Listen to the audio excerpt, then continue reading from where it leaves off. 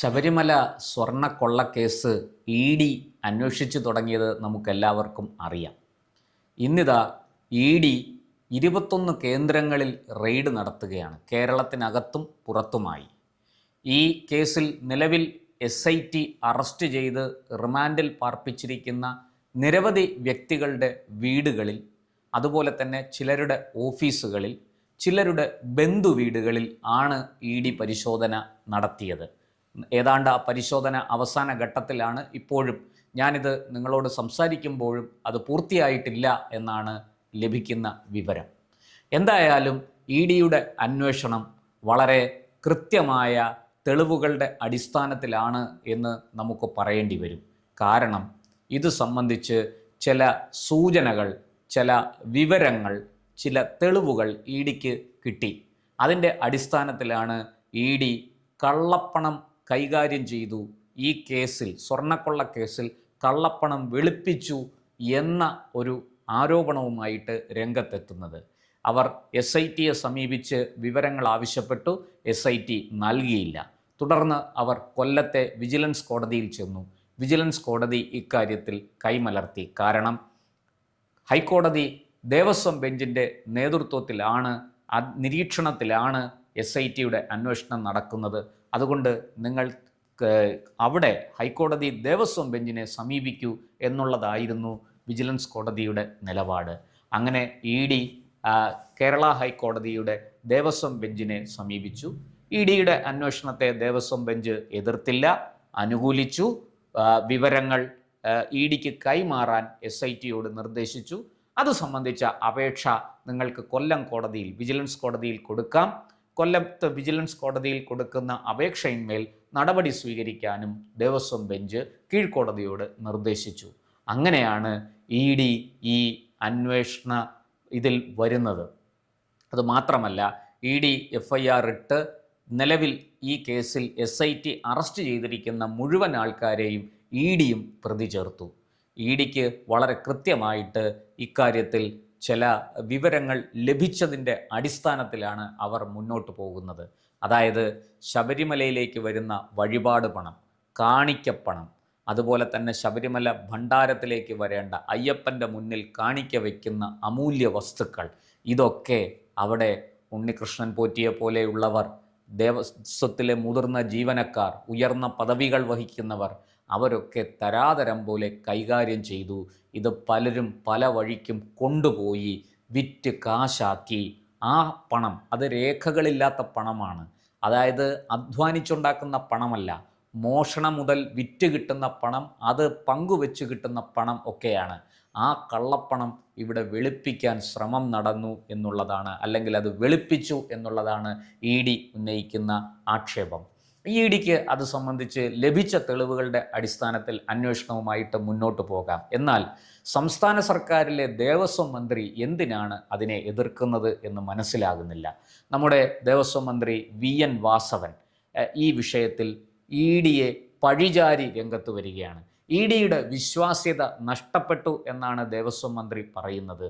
എങ്ങനെ നഷ്ടപ്പെട്ടു എന്നും കൂടി അദ്ദേഹം പറയുന്നുണ്ട്. മുഖ്യമന്ത്രിക്കെതിരായ കേസിൽ ഇ ഡി മുഖ്യമന്ത്രിക്കെതിരെ കേസ് എടുത്തു എന്നാണ് അദ്ദേഹം പറയുന്നത്. ഞാൻ അതിൻ്റെ വിശദാംശങ്ങളിലേക്ക് കടക്കുന്നില്ല. അദ്ദേഹം പറഞ്ഞത് ഞാൻ ആവർത്തിക്കാം. അങ്ങനെ മുഖ്യമന്ത്രിക്കെതിരായ കേസിൽ ആ കേസ് അന്വേഷിച്ച ഇ ഡി ഉദ്യോഗസ്ഥൻ പിന്നീട് ഒരു കൈക്കൂലി കേസിൽ പ്രതിയായി എന്നാണ് വാസവൻ ഉന്നയിക്കുന്ന ആരോപണം.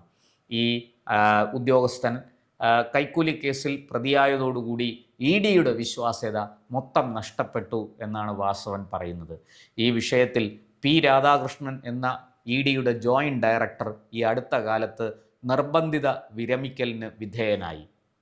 കേന്ദ്ര സർക്കാർ തന്നെ ഈ ഉദ്യോഗസ്ഥൻ കുഴപ്പക്കാരനാണെന്ന് കണ്ട് ഇയാളോട് ഇനി 5 വർഷത്തെ സർവീസുണ്ട്, പക്ഷേ അത്രയും നാൾ ഇവിടെ നിൽക്കണ്ട, ഈ പറയുന്നത് പോലെ വിരമിക്കലിന് അപേക്ഷ കൊടുത്ത് ഉള്ള ആനുകൂല്യങ്ങളും വാങ്ങി പൊക്കോളാൻ പറഞ്ഞു. അതനുസരിച്ച് ഈ ഉദ്യോഗസ്ഥൻ നിർബന്ധിത വിരമിക്കലിന് അപേക്ഷയും നൽകി എന്നൊക്കെയാണ് നമ്മൾ മനസ്സിലാക്കുന്നത്.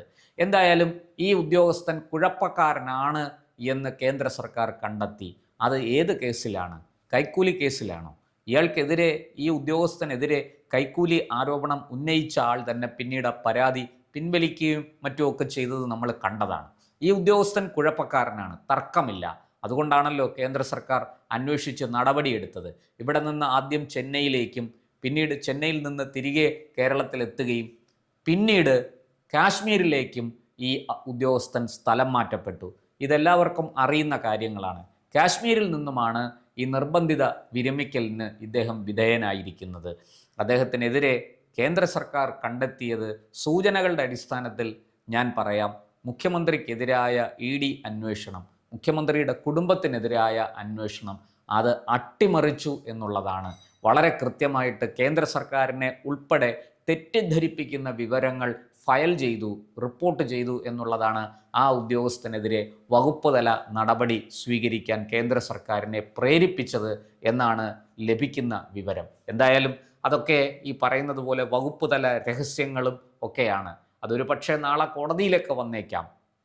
പക്ഷേ ഇങ്ങനെ ഒരു ഉദ്യോഗസ്ഥൻ പുറത്തായത് EDയുടെ വിശ്വാസ്യത എങ്ങനെയാണ് നഷ്ടപ്പെടുത്തുന്നത് എന്നെനിക്ക് മനസ്സിലാകുന്നില്ല.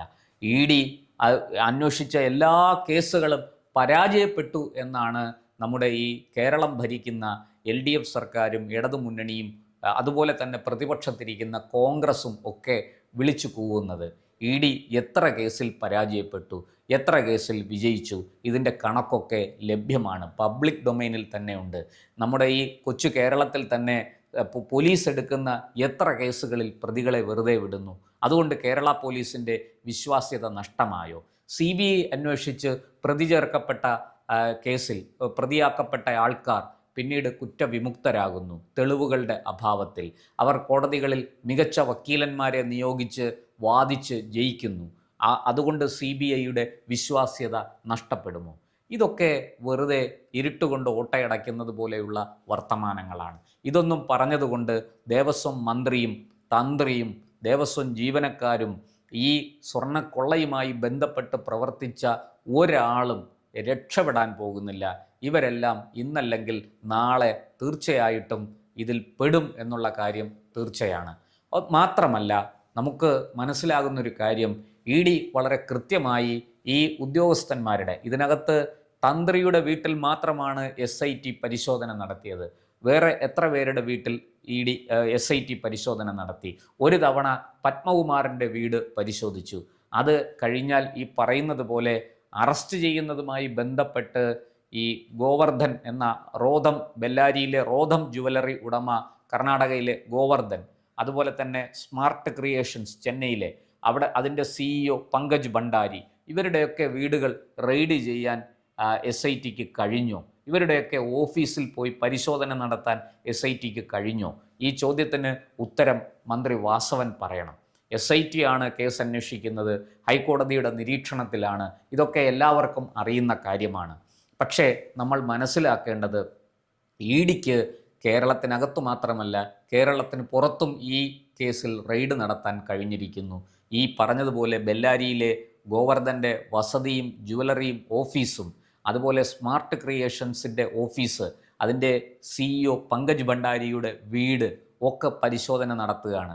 ഉണ്ണികൃഷ്ണൻ പോറ്റിയുടെ വീട് മാത്രമല്ല, ഉണ്ണികൃഷ്ണൻ പോറ്റിയുടെ സഹോദരിയുടെ വീടും ED ഇന്ന് റെയ്ഡിന് വിധേയമാക്കി. എൻ്റെ അറിവനുസരിച്ച് തന്ത്രി രാജീവര്, കണ്ഠരര് രാജീവരുടെ വീടൊഴിച്ച് ബാക്കി എല്ലാ സ്ഥലത്തും ED ഉദ്യോഗസ്ഥർ ഇന്ന് പരിശോധന നടത്തിയിരിക്കുകയാണ്. നമുക്ക് ED കേസ് അന്വേഷിച്ച് മുന്നോട്ട് പോവുകയാണ്. നമുക്ക് കാത്തിരിക്കാനേ കഴിയുള്ളൂ. EDക്ക് ലഭിച്ച വിവരങ്ങളുടെ അടിസ്ഥാനത്തിൽ തുടർ നടപടികൾ സ്വീകരിക്കുമ്പോഴാണ് EDക്ക് വീഴ്ച സംഭവിച്ചോ ഇല്ലയോ എന്ന് നമുക്കറിയാൻ കഴിയുന്നത്. അല്ലാതെ ഇക്കാര്യത്തിൽ ഒരു മുൻവിധി പ്രഖ്യാപിക്കേണ്ട കാര്യമില്ലല്ലോ. EDയുടെ വിശ്വാസ്യത നഷ്ടപ്പെട്ടു, അല്ലെങ്കിൽ ED ഏറ്റവും വലിയ ഹരിശ്ചന്ദ്രന്മാരാണ് എന്നൊക്കെ ഒരു മുൻവിധി നമ്മൾ ഈ അവസരത്തിൽ പ്രഖ്യാപിക്കേണ്ട കാര്യമില്ലല്ലോ. അപ്പോൾ EDയെ ഭയപ്പെടുന്നു എന്നത് വ്യക്തമാണ്. അതുകൊണ്ടായിരിക്കുമല്ലോ ദേവസ്വം മന്ത്രി EDക്കെതിരെ EDയുടെ വിശ്വാസ്യത നഷ്ടപ്പെട്ടു എന്ന ഒരു ആക്ഷേപവുമായിട്ട് രംഗത്തെത്തിയിരിക്കുന്നത്. ഇനിയിപ്പോൾ ED എന്ത് കണ്ടെത്തിയാലും അതെല്ലാം തട്ടിപ്പാണ്, അതൊക്കെ രാഷ്ട്രീയ പകപോക്കലാണ്. ഇപ്പോൾ നമുക്കറിയാം, മമതാ ബാനർജി ബംഗാളിൽ എന്താണ് ചെയ്തത്? ED റെയ്ഡിനെത്തിയപ്പോൾ മമത നേരിട്ട് അവിടെ എത്തി DGPയെയും പോലീസ് കമ്മീഷണറെയും ചീഫ് സെക്രട്ടറിയെയും ഒക്കെ കൂട്ടിക്കൊണ്ടുവന്ന് EDയെ തടയുകയും ഇ ഡി റെയ്ഡ് ചെയ്ത് പിടിച്ചെടുക്കാൻ വച്ചിരുന്ന ഫയലുകളും ഹാർഡ് ഡിസ്കുകളും ഒക്കെ മമത സ്വമേധയ മുഖ്യമന്ത്രി പദവിയിൽ ഇരിക്കുന്നു എന്ന ധാർഷ്ട്യം കൊണ്ട് അതെല്ലാം സ്വമേധയ എടുത്തുകൊണ്ട് പോവുകയായിരുന്നു. സുപ്രീം കോടതിയിൽ നാണം കെട്ട് മമത തലയും താഴ്ത്തി നിൽക്കേണ്ടുന്ന ഒരു സാഹചര്യത്തിലേക്കല്ലേ അത് എത്തിച്ചിരിക്കുന്നത്. സുപ്രീം കോടതി വളരെ ഗുരുതരമാണ്, ഗൗരവകരമാണ് എന്നാണ് ഈ സംഭവത്തെ വിശേഷിപ്പിച്ചത്. അതുകൊണ്ട് തന്നെ ഇ ഡിയോട് തുടരന്വേഷണവുമായിട്ട് മുന്നോട്ട് പോകാൻ സുപ്രീം കോടതി നിർദ്ദേശിച്ചു. ഇവിടെ ഇ ഡിക്ക് വിശ്വാസ്യത ഇല്ലായിരുന്നുവെങ്കിൽ സുപ്രീം കോടതി അങ്ങനൊരു നിർദ്ദേശം നൽകുമോ? ഇതിനൊക്കെ വാസവൻ ഉത്തരം പറയില്ല എന്ന് നമുക്കറിയാം. എന്തായാലും ഈ സ്വർണ്ണക്കൊള്ളയുമായി ബന്ധപ്പെട്ട് വളരെ വിശദമായ അന്വേഷണം, കള്ളപ്പണം വെളുപ്പിച്ചിരിക്കുന്നു, അതിനെക്കുറിച്ച് അന്വേഷിച്ചേ മതിയാവുള്ളൂ. അതുപോലെ ചില വിദേശ ബന്ധങ്ങൾ ഇതിനുണ്ട്. ഈ സാധനങ്ങൾ പലതും വിദേശത്തേക്ക് കടത്തിയിരിക്കുന്നു എന്ന സംശയമുണ്ട്. 98-ൽ വിജയ് മല്യ ഇതിനകത്ത് സ്വർണം പൊതിഞ്ഞു കൊടുക്കുന്ന, ഈ ശ്രീകോവിൽ അടക്കമുള്ള ശബരിമലയിലെ കാര്യങ്ങളിൽ സ്വർണം പൊതിഞ്ഞു കൊടുക്കുന്ന ആ കാലത്ത് ഉണ്ടായിരുന്ന ഈ കട്ടളപ്പാളിയും സ്വർണ്ണപ്പാളിയും മേൽക്കൂരയും ദ്വാരപാലക വിഗ്രഹങ്ങളും ഒക്കെ തന്നെയാണോ ഇന്നുള്ളത്? അത് തന്നെയാണോ ഇന്നും അവിടെ നിലകൊള്ളുന്നത്? അതോ അതിനെയുമൊക്കെ മാറ്റിയോ, അതിനെയുമൊക്കെ അടിച്ചു മാറ്റിയോ എന്ന ഒരു ചോദ്യം കൂടി ഇവിടെ ശക്തമായി ഉയരുന്നുണ്ട്. മാത്രമല്ല, ഇതിൻ്റെ കാലപ്പഴക്കം നിർണ്ണയിക്കുന്നത് സംബന്ധിച്ച് VSSC കൊടുത്ത റിപ്പോർട്ട് വളരെ പ്രധാനമാണ്. ആ റിപ്പോർട്ട് വായിച്ചിട്ട് കോടതി ഈ VSSC ഉദ്യോഗസ്ഥരുടെ മൊഴിയെടുക്കാനാണ് നിർദ്ദേശിച്ചിരിക്കുന്നത്. ഇതെല്ലാം ചേർത്ത് വായിക്കുമ്പോൾ സ്വർണ്ണക്കൊള്ളക്കേസ് ഒരു വലിയ വഴിത്തിരിവിലാണ് എന്ന് നമുക്ക് മനസ്സിലാക്കാം. എന്തായാലും നമുക്ക് ഇ ഡിയുടെ അന്വേഷണത്തിൽ ശുഭാപ്തി വിശ്വാസത്തോടെ കാത്തിരിക്കാം. ഇ ഡി കൂടുതൽ വിവരങ്ങൾ കണ്ടെത്തട്ടെ. ഈ പറഞ്ഞതുപോലെ ഇതൊന്നും നടന്നിട്ടില്ലെങ്കിൽ സന്തോഷം. ആരും കള്ളപ്പണം വെളുപ്പിച്ചിട്ടില്ല, ഇവരെല്ലാം നിരപരാധികളാണ്. നമുക്ക് ഈ കാര്യത്തിൽ മുൻവിധികളൊന്നുമില്ല. മന്ത്രിക്കുണ്ടാകാം, തന്ത്രിക്കുണ്ടാകാം. പക്ഷേ മാധ്യമങ്ങൾ ഇത് റിപ്പോർട്ട് ചെയ്യുമ്പോൾ വാസ്തവ വിരുദ്ധമായ കാര്യങ്ങൾ റിപ്പോർട്ട് ചെയ്യാതെ വസ്തുതാപരമായിട്ട് തന്നെയാണ് റിപ്പോർട്ട് ചെയ്യുന്നത്. ഇതുവരെ ഇ ഡിയും SITയും ഒക്കെ കൊടുത്ത വിവരങ്ങൾ തന്നെയാണ് മാധ്യമങ്ങൾ പങ്കുവച്ചിരിക്കുന്നത്. അതുകൊണ്ട് അതിനെ അവിശ്വസിക്കേണ്ട കാര്യമല്ല. മാത്രമല്ല, കോടതി നടപടികൾക്ക് ശേഷം ഇതെല്ലാം പബ്ലിക് ഡൊമൈനിൽ ലഭ്യവുമാണ്.